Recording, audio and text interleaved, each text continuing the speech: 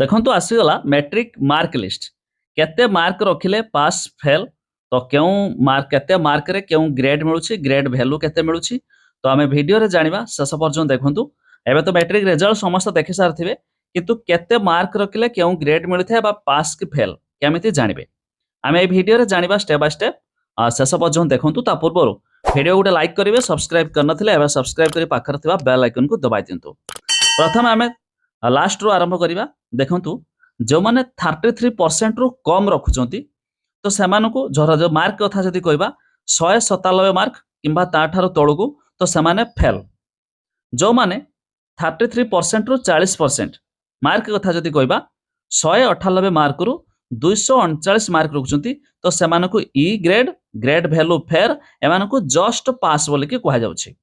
तापर जदि कहबा आमे देखंतु जो मैंने 40% रु 50% मार्क रखुचंती मार्क कथा जदि कहबा 240 मार्क रु 269 मार्क तो सेमानकु डी ग्रेड धरा होछि ग्रेड वैल्यू रहिछि एवरेज।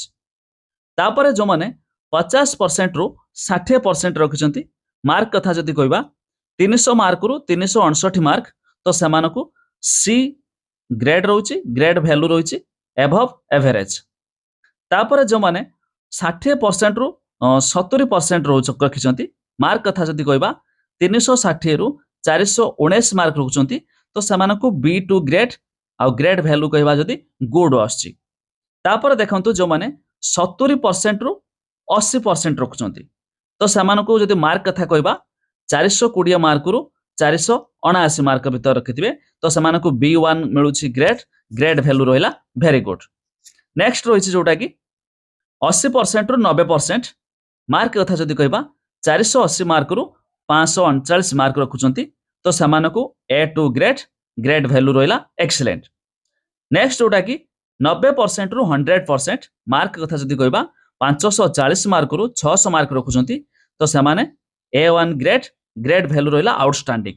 तो ये रहिछि किछि ओडिशा 10th ग्रेडिंग सिस्टम 2026 केते मार्क रखिले केते आपनको पास कि फेल।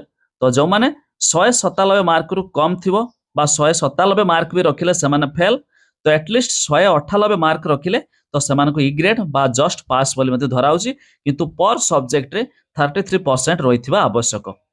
तो आपण जानिले शेयर करी संग साथी मानकु जणातु आ वेबसाइट रो लिंक देखिया पई हेले लिंक जे हम डिस्क्रिप्शन ले चेक करि पारिबे।